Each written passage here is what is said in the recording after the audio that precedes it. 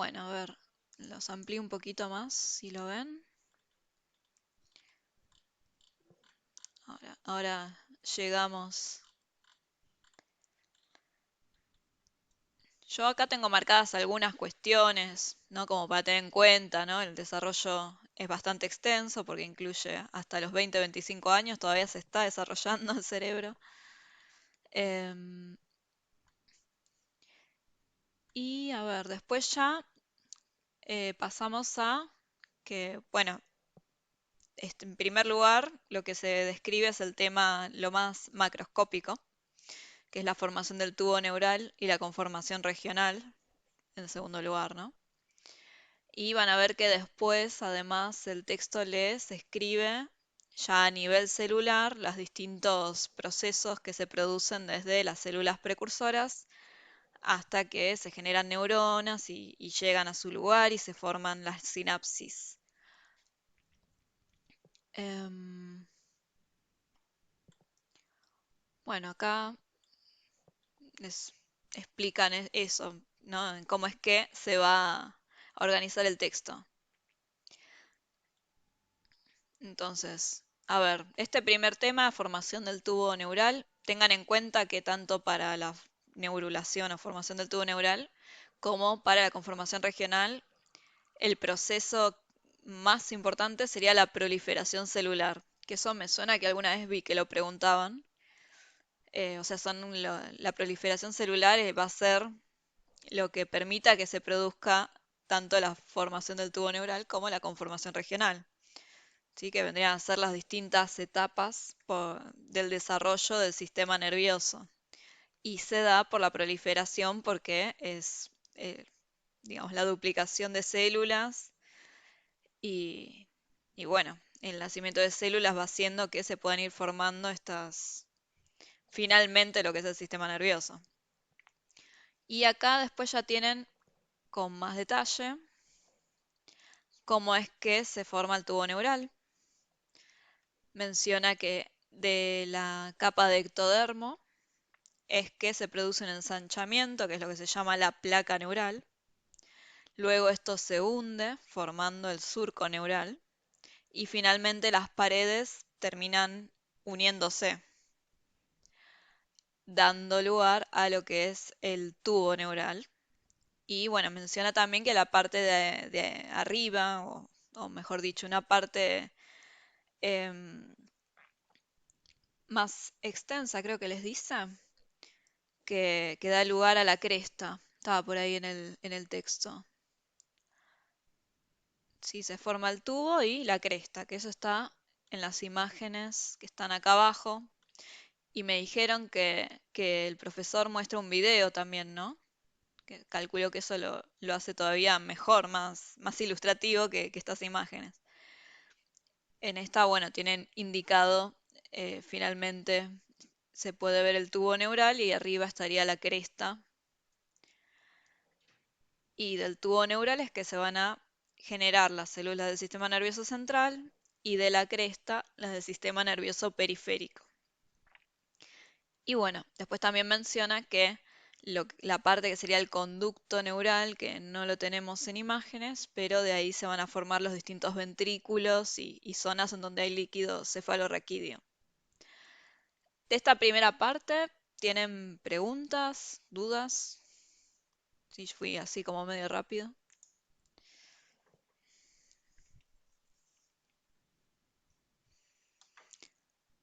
Bueno, y después ya pasa a la conformación regional, que, bueno, menciona que esto, tienen acá un cuadrito también ilustrativo al respecto, que en primer lugar se forman, a partir del tubo neural, se forman tres vesículas, ¿sí? El prosencéfalo, el mesencéfalo y el robencéfalo, y además está la región caudal. Y luego estas tres vesículas pasan a formar cinco y, bueno, finalmente todo esto termina generando las distintas regiones del sistema nervioso que tienen en el tema 2, creo que era. Es como la conclusión de este apartado. A ver, no sé si había algo más importante de esta parte. Porque el cuadrito resume bastante bien lo que dice el texto. Igual, lo más probable, y hasta ahora no vi que fuera de otra manera, siempre las preguntas están orientadas al texto. Pero bueno, el cuadrito sirve como para verlo, a mí me sirve para explicarlo más fácil. No, creo que dice eso. Y después tienen un breve apartado sobre el crecimiento postnatal, que si mal no recuerdo menciona que en en el periodo prenatal se produce un gran crecimiento a causa de la proliferación, mientras que en el periodo postnatal está más relacionado a el aumento de las arborizaciones dendríticas y de la sinapsis, y bueno, también menciona la mielinización de los axones. Bueno, y tienen un cuadrito, y después ya pasa a hablar en el nivel celular. ¿Quieren consultar algo de esta primera parte, de la parte más macro?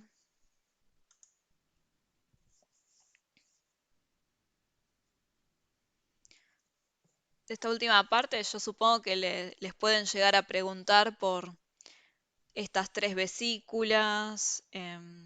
Creo que en la evaluación sin nota hicieron una pregunta sobre la proliferación celular. No me Ajá. acuerdo qué otra pregunta hicieron, pero creo que era sobre la proliferación celular. Es probable que les toque, o sea, les puede tocar una pregunta de alguno de los procesos que vienen ahora. Sí, la proliferación, de la migración, de la diferenciación. Bueno, ahí está incluido también el tema del crecimiento axonal, dendrítico, la sinapsis. Es probable que pregunten por esos temas. Uy, me equivoqué Pero bueno, o sea, lo previo a esto es más, creo que lo más importante es lo que les fui mencionando, que sepan cómo es que se va formando el sistema nervioso. Em, bueno, después tienen un párrafo en donde dice que bueno, ¿por qué se destaca el cerebro adulto? Y es por el número, la ubicación precisa y variedad de neuronas, y por la cantidad de conexiones que establecen entre ellas. Este primer punto está relacionado a la proliferación, la migración y la diferenciación, mientras que el segundo punto se relaciona al desarrollo del axón, las dendritas y la formación de sinapsis. Y esto es lo que va a pasar ahora a describir. Entonces, de la proliferación, ¿sí? o neurogénesis, acá viene la explicación de el ventrículo, en donde es que se produce la división celular, que voy a pasar a la imagen que tienen. Entonces menciona que dentro de este ventrículo que tiene el tubo neural hay una zona ventricular, que sería la cara más interna, y una zona marginal, que es la cara más externa, que se ve en el dibujito de arriba. Entonces, tenemos las células precursoras, ¿sí? Todavía no son neuronas, se van a convertir en neuronas después, cuando se diferencian en neuronas. Y tenemos, entonces, de la cara ventricular o interna, tenemos una célula que hace mitosis, se divide, y una vez que se dividió en dos células, estas se unen también a la zona marginal, o sea, a la otra cara de esta, de esta zona, de este ventrículo. Entonces quedan unidas a ambos extremos y lo que sería el cuerpo se desplaza un poco más hacia la zona marginal. Y luego, de qué lado van a quedar, va a depender de qué es lo que va a hacer la célula. Sí, o sea, las células que se van a volver a dividir, se van a soltar de la zona marginal y van a quedar adheridas a la zona ventricular y bueno, se vuelve a repetir el proceso, ¿sí? En la zona ventricular se dividen y bueno, después se verá esas células hijas que hacen, pero digamos, siempre que se vayan a dividir, se van a quedar del lado ventricular. Por el contrario, si no se van a dividir, lo que van a hacer es migrar, van a empezar la migración, que sería el siguiente paso. Entonces ahí se desprenden de la zona ventricular, quedando adheridas en la zona marginal, y bueno, un poquito más abajo en el texto se explica que luego se alejan, trasladándose a través de unas células gliales que se llaman células radiales, ¿no? Y bueno, comienzan la migración, comienzan su camino hacia el lugar definitivo. Creo que de esto no decía mucho más. Bueno, menciona que en el adulto la neurogénesis continúa en zonas específicas, como por ejemplo el hipocampo y el bulbo olfativo. Y a ver.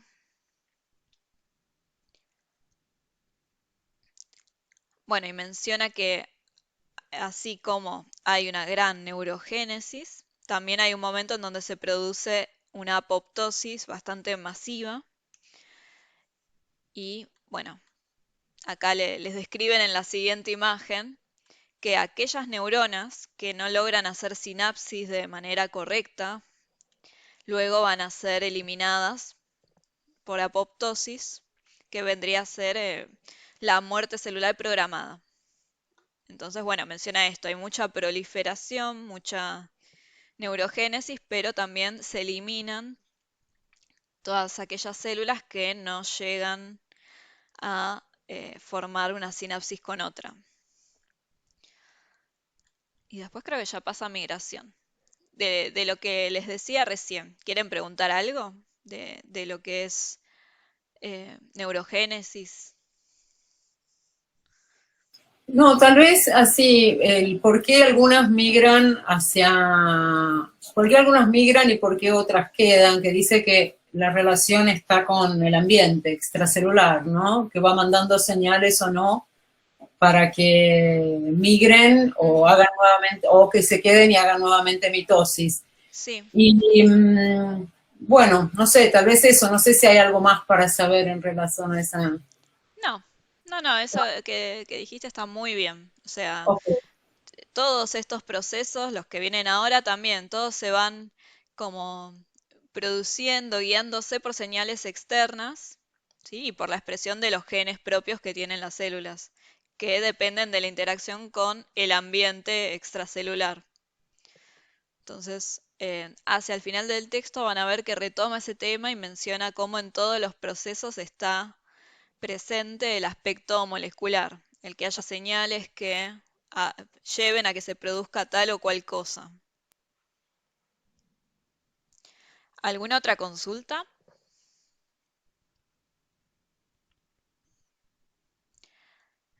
Respecto a preguntas que les hagan de esto, o sea, estarían relacionadas a los que les mencioné. Que sepan, por ejemplo, esto que les decía de, bueno, las que quedan en la zona ventricular se van a dividir, aquellas que van a migrar se van hacia la zona marginal. Eso se me ocurre que pueden llegar a preguntar. Em,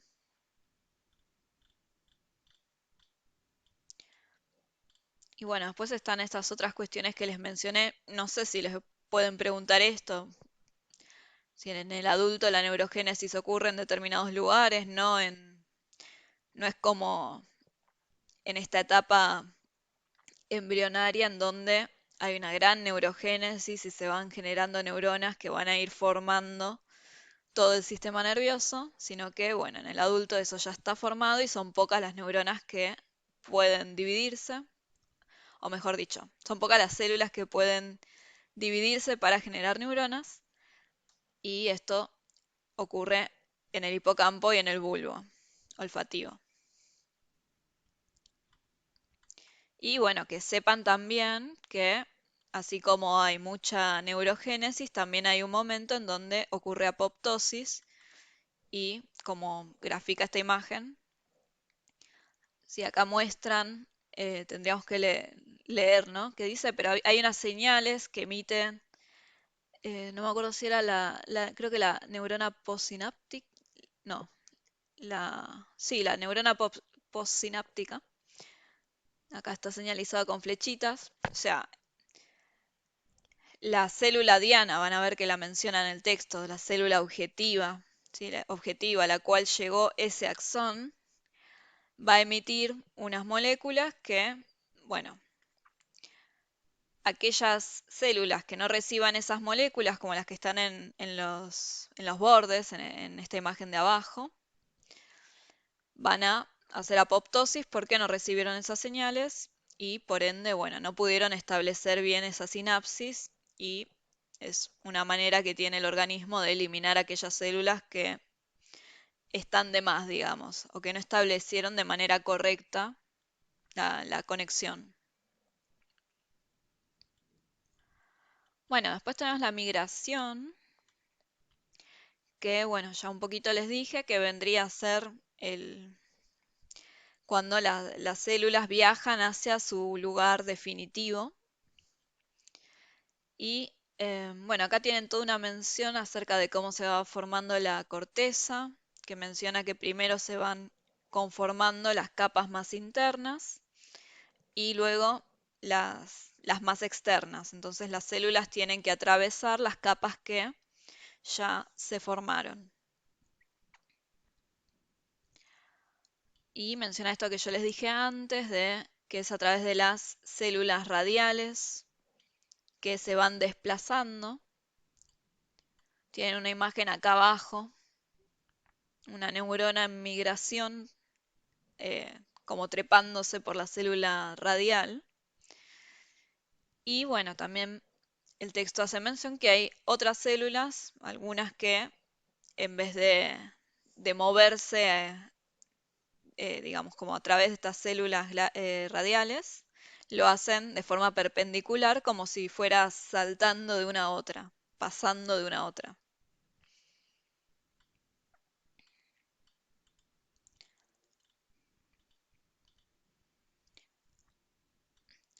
Bueno, y en los humanos y en otros primates, la migración está completa al momento del nacimiento. Este es uno de los procesos que se producen en el periodo prenatal y concluyen ahí. Y bueno, después les mencionan que fallas en este proceso pueden traer eh, conexiones defectuosas y problemas, ¿sí? Diferentes problemas de comportamiento.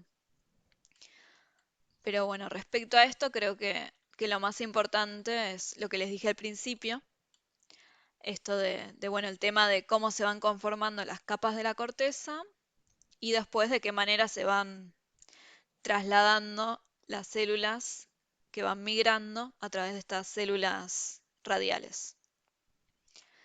¿De este proceso les quedó alguna duda?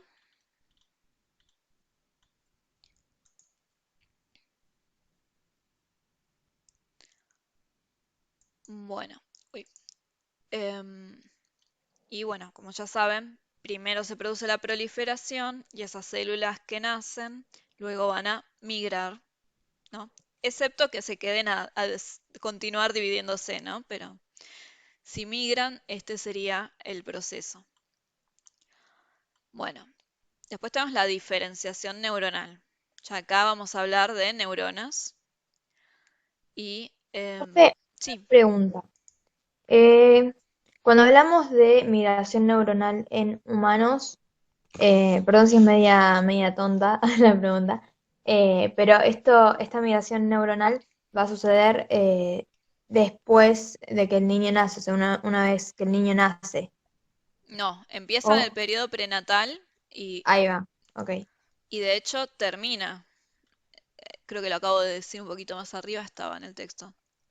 Ah, ok, ok. En los humanos y en los primates, la migración está completa en el Ah, momento de ok. nacimiento. ¿Sí? Perfecto, gracias. Así que proliferación y migración es prenatal. antes del nacimiento. Después hay otros procesos que comienzan en el periodo prenatal y continúan después. ¿Sí? Una vez que nace, hay procesos que continúan llevándose a cabo. Y algunos, aparte, se llevan a cabo a la edad adulta, ¿sí? Sobre todo los que vienen después. Bueno, entonces, la diferenciación va a ser el proceso por el cual se adquiere el fenotipo final, como por ejemplo el de una neurona con determinadas características. Si esa célula precursora se va a transformar en un determinado tipo de célula nerviosa. En este caso vamos a hablar de neuronas.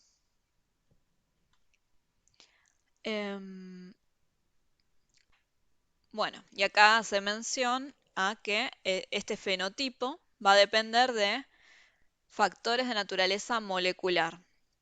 Entonces, por un lado vamos a tener programas genéticos de diferenciación, ¿sí? O sea, va a estar en los genes de esa célula.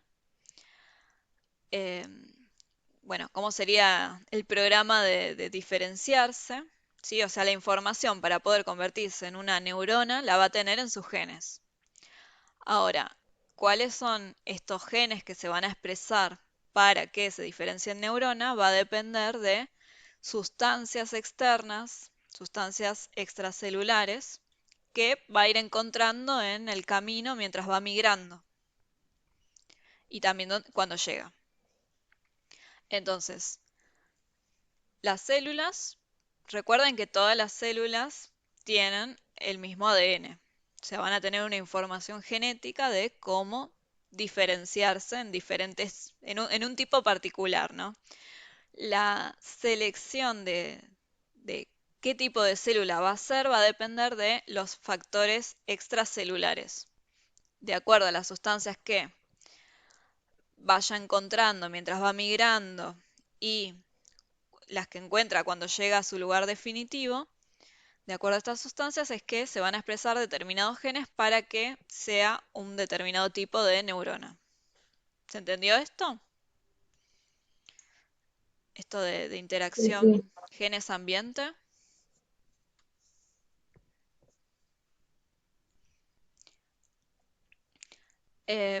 Va a depender...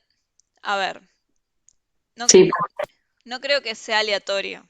Si va a depender del lugar por el cual está migrando esa neurona, se va a encontrar con determinado tipo de sustancias. Por ejemplo, sustancias que generen otras células que estén ahí, ¿sí? O sea, es algo que ya el- el organismo va a tener determinado. Desde ya que pueden haber problemas, no sé, pueden aparecer sustancias que no deberían aparecer, ¿sí? A ver, pueden pasar cosas que no sean esperables dentro del desarrollo. Sí, no sé. Por ejemplo, poner un ejemplo que se me ocurre. Dicen que las embarazadas no tomen alcohol, no fumen. Bueno, pueden pasar cosas o que falten, no sé, nutrientes. Sí, es como, pueden haber varios factores que afecten por fuera de lo que sería el desarrollo esperable normal, ¿no? Pero dentro de lo normal van a haber las células mismas que estén por ahí van a generar ciertas sustancias para que las otras células que van llegando y van pasando por ahí se diferencien para tener una determinada función.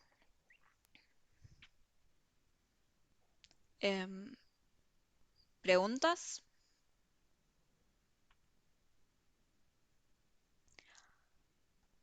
Bueno, sí, acá en el texto no se aclara qué sustancias son, pero bueno, serían otras sustancias que se generan en ese lugar porque hay otras células. Más abajo aclaran un poquito más cuando habla del crecimiento axonal, pero en esta parte no. Y tiene una imagen acá de distintos tipos de neuronas.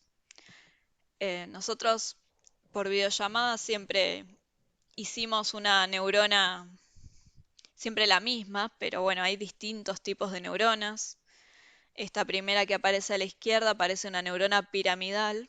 En el hipocampo hay neuronas piramidales que tienen esta forma de pirámide.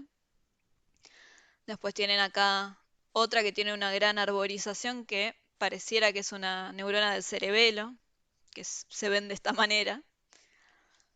Y la de acá abajo, igual creo que no les aclaran cuáles son, pero si no, más bien les ponen como ejemplos de distintas neuronas.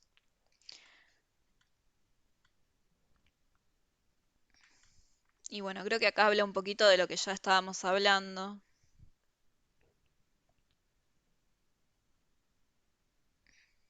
Mm, Algo que comentó el profesor en el teórico en esa parte sí, es que las células piramidales, por tener ese axón tan largo, mandan comunicación. Y ese tipo de células con ese árbol dendrítico tan grande, que él dice que son del cerebelo, en realidad en el teórico aparece, están especializadas para esa función de recibir mucha información.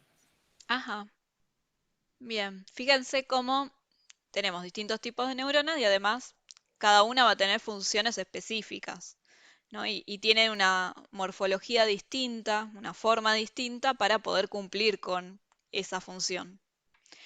Y el hecho de que una neurona se convierta en una neurona piramidal y no, por ejemplo, en una neurona granular, que es otro tipo de neurona, va a depender de estas sustancias que se encuentran en el medio extracelular, que le van a indicar que, bueno, se convierta en una neurona piramidal y no en una granular.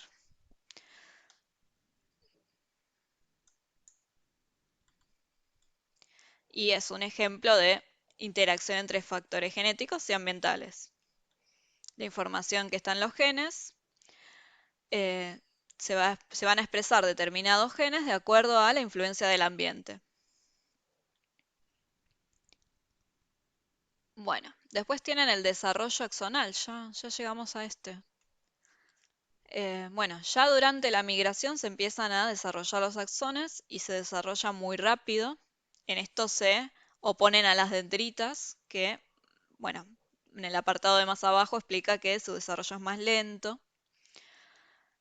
Y acá, que creo que tuvieron alguna pregunta de esto, se hace referencia al cono de crecimiento, que sería la estructura que va guiando al axón hacia su célula diana. Y acá de vuelta habla acerca de moléculas, sustancias que hay en el medio externo, que lo que van a hacer es guiar a este cono, ¿sí? A ese axón hacia el lugar al que tiene que ir. Y van a haber sustancias de atracción, repulsión o adhesión. Y bueno, va a estar en el medio extracelular, en la superficie de otras células, en la superficie de axones ya desarrollados y también en la célula diana. ¿Sí? Aquellas sustancias de adhesión las van a encontrar en la célula diana. Entonces, estas señales lo que van a hacer es guiar a ese axón hacia la célula con la cual va a hacer sinapsis. Y acá ya pasa dendritas. De esto, bueno, creo que ya tuviera alguna pregunta, pero lo que recuerdo es que preguntan por el cono de crecimiento o por estas sustancias que lo atraen o lo expulsan. Sí, creo que, bueno, igual es muy cortito este apartado por lo que veo. Sí, sí, si les preguntan algo de esto, probablemente esté ahí.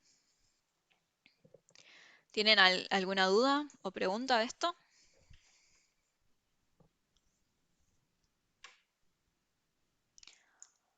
Bueno, y después finalmente está el desarrollo dendrítico, que este comienza una vez que eh, la célula llegó a su lugar definitivo y además un poquito más abajo mencionan que se cree que el axón libera moléculas que promueven que se vayan desarrollando las dendritas.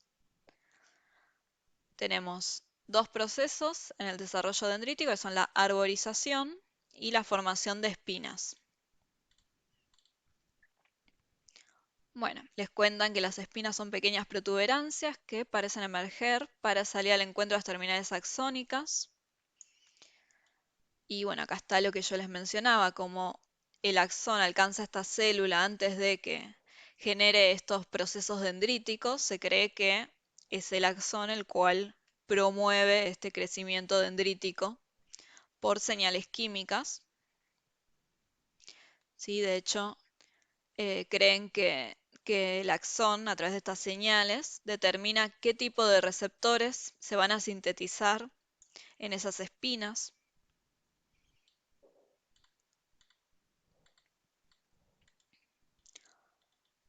Y hasta ahí. Hasta ahí tenemos dendritas. ¿Quieren preguntar algo de eso?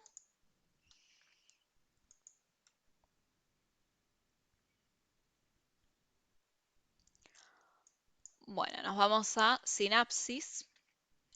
Fíjense, se empiezan a desarrollar al final del embarazo. Sí, este es uno de los procesos que comienza al final. O sea, de los que mencionamos es de los últimos que comienza. Y poco antes del nacimiento, pero sobre todo después, el número de sinapsis crece muy rápidamente, en oleadas, que producen picos de alta densidad sináptica, seguidos por mesetas y luego por procesos de eliminación que se denominan poda sináptica. Entonces, acá, bueno, tienen que saber que se producen este proceso de que se produce una gran cantidad de sinapsis en una determinada área y que también hay procesos de poda sináptica. ¿Sí? Se hacen muchas conexiones y luego se eliminan aquellas que no son tan útiles. Y que esto recuerdo que alguna vez vi que lo preguntaban, que estos picos de sinaptogénesis y poda no ocurren al mismo tiempo en toda la corteza. ¿Sí? O sea, en las distintas partes de la corteza se van a producir estos picos de sinaptogénesis y poda, pero dependiendo de qué corteza sea, va a ser en un momento determinado. Y más abajo tenían una imagen de esto, me acuerdo. Acá. Acá tienen graficado, por ejemplo, estas líneas que se están graficando vendrían a ser la sinaptogénesis y poda. Y, por ejemplo, corteza primaria la tenemos desde un poquito antes del nacimiento hasta aproximadamente los 2 años y luego baja, luego se produce la poda. Las cortezas de asociación empiezan un poquito después, tienen su pico máximo de sinaptogénesis, de cantidad de sinapsis, calculo que vendría a ser la línea, y hacia los 8 años ahí empieza a decaer, ¿sí? O sea, se empiezan a producir la poda, ¿no? No indica que sería la línea, pero yo entiendo que sería de esa manera, igual lo tiene en el texto eso. Sí, importante que sepan que no ocurre al mismo tiempo en todas las cortezas, y creo que tienen en el texto un par de ejemplos de esto. ¿Tienen alguna pregunta de sinapsis?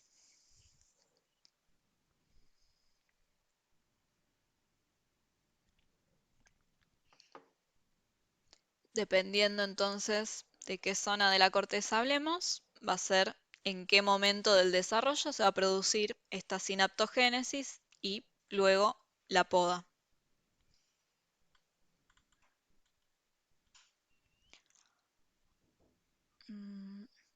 Bueno, y después se hace mención de que estos mecanismos no desaparecen del todo, sino que ocurren durante toda la vida. ¿Sí? Hay formación y poda de sinapsis que forman parte de los cambios plásticos de los procesos de aprendizaje y memoria. Sí, un ejemplo simple que ya vimos es en Aplicia. En Aplicia, cuando hablábamos de los aprendizajes de largo plazo, vimos que podía aumentar o disminuir el número de sinapsis. Así que, dicho de otra manera, eso, que se generen nuevas conexiones, nuevas sinapsis, o que se retiren y haya poda, sináptica.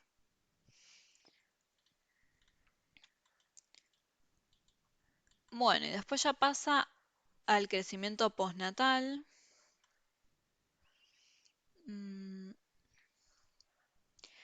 Y bueno, se menciona que el crecimiento del cerebro en el periodo postnatal se debe al aumento del número y complejidad de las dendritas, al incremento de la densidad de las conexiones sinápticas y al proceso de mielinización. Y como los primeros dos procesos ya los explico arriba, acá nos queda mielinización nomás, que creo que no aporta mucha información más allá de lo que ya estuvimos viendo otras veces. Sí, permite un aumento de la velocidad de conducción del impulso nervioso. Es fabricado por células gliales. Si esto lo vimos, creo que la primera vez que nos encontramos, y si no lo mencioné, bueno, están los oligodendrocitos en el sistema nervioso central y las células de Schwann en el sistema nervioso periférico, que son células gliales que se encargan de generar esta vaina de mielina. Y bueno, no ocurre al mismo tiempo en todas las neuronas.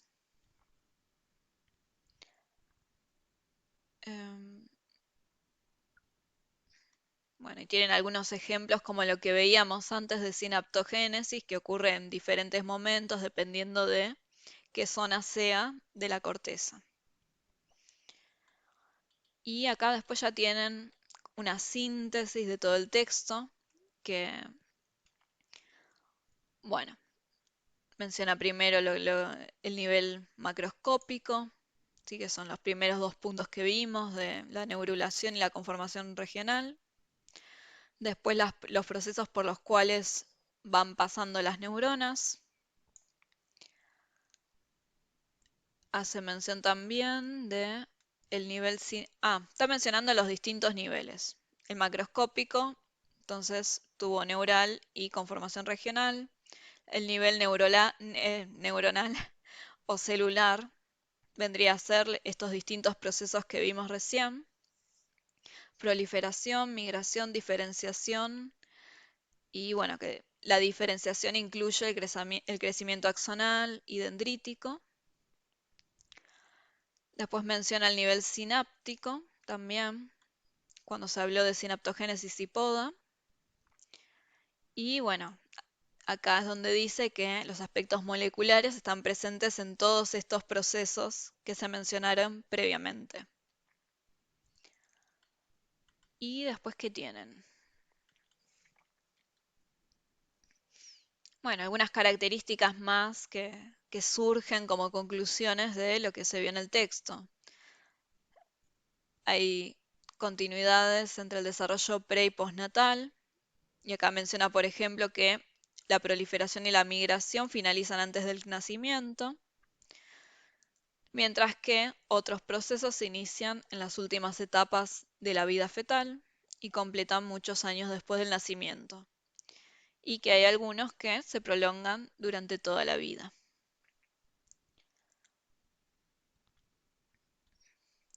Bueno, y hay menciones acerca de la interacción entre genes y ambientes, termina hablando de la epigenética, y después creo que ya tienen a Darwin. Bueno, de esto que vimos hasta acá, ¿quieren preguntar algo?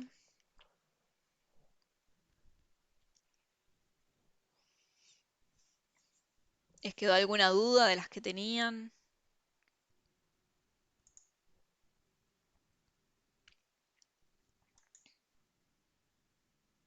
Todo claro. Después el texto, esta parte, no sé si tengan alguna pregunta acerca de las teorías. Les menciono lo más importante. Acá van a ver que hay dos teorías que menciona. Está la de Lamarck y la de Darwin. Puede ser que les pregunten por esto. Es importante que sepan diferenciar una teoría de la otra. La teoría de Lamarck es la de la herencia de caracteres adquiridos. Y lo que planteaba es que luego de el uso o el desuso de algún órgano y se produzca algún cambio en este, ¿sí? Órgano o parte del cuerpo, y que, bueno, esto ocurre en respuesta al ambiente, ¿no? Entonces, debido a la situación ambiental, se modifica algún órgano o parte del cuerpo. Y luego, esto es heredable. Es decir, acá tienen el ejemplo clásico que es el de la jirafa, que lo que plantea es que en un momento inicial las jirafas tenían un cuello corto y debido a las presiones del ambiente, por ejemplo, que solo había, si hubo una inundación y quedaron solamente árboles que son muy altos, entonces no llegaban a la comida. Debido a esta presión del ambiente, las jirafas estiraron su cuello para poder comer y luego a causa de este cambio en esa parte del cuerpo que sería el cuello, esto es heredable y las jirafas hijas de estas jirafas que estiraban el cuello ya nacen con el cuello largo. Ese es como un ejemplo de cómo sería esta teoría que plantea un mecanismo transformacional. Sí, o sea, los cambios que se producen en el padre o madre después se trasladan a su descendencia. Sí, lo que se está trasladando en este caso es el fenotipo, que esto se define en el otro capítulo. ¿Sí? Un rasgo o una característica. Darwin va a plantear algo distinto, sí, que por eso es importante que lo sepan distinguir. La teoría de Darwin es la de selección natural. eh, Creo que la tienen más abajo. Bueno, plantea tres principios. El principio de variación, que plantea que los individuos de una misma especie varían entre sí, es decir, que tienen distintos rasgos fenotípicos. Luego está el principio de herencia, que plantea que aquellos individuos que son parientes son más parecidos entre sí que con otros individuos que no son parientes. Y esto se debe a que la, digamos, la genética es transmisible. ¿Sí? Los genes se transmiten a la siguiente generación y por eso son más parecidos entre sí, porque esos rasgos fenotípicos surgen de estos genes que se transmitieron y debido a que el ambiente es similar se desarrollan parecido a sus progenitores. Y el tercer principio es el de selección natural, que plantea que por las presiones del ambiente van a haber algunos rasgos que sean más adaptativos para ese ambiente que otros. Como tenemos variación de individuos, aquellos que tengan el rasgo más adaptativo, ¿sí? Que es mejor para ese ambiente, van a tener más posibilidades de sobrevivir y dejar descendencia que los que no lo tienen. Entonces, la siguiente generación van a aumentar la cantidad de individuos que poseen el rasgo adaptativo, mientras que va a disminuir la cantidad de individuos que no la tienen. Y esto a lo largo de muchas generaciones va haciendo que naturalmente se seleccionen individuos que tienen un determinado rasgo que es apto para ese ambiente.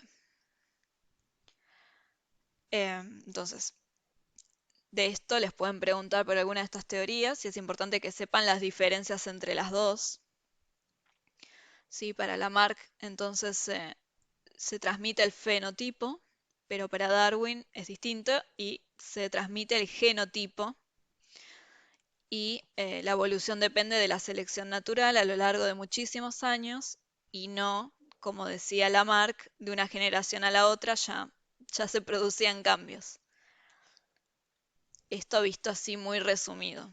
¿Quieren preguntar algo de esto? No, no. No sé si el profe lo dio esto, pero bueno, sí, bueno. Em, Y después, si no me equivoco, les habla de la biología, o estaba antes en algún lado, yo leí que estaba biología evolucionista. Acá. Esto también eh, les diría que lo lean, o sea, que sepan distinguir la biología evolucionista de la biología del desarrollo. Creo que de esta última parte les pueden llegar a preguntar algo de eso. ¿Sí?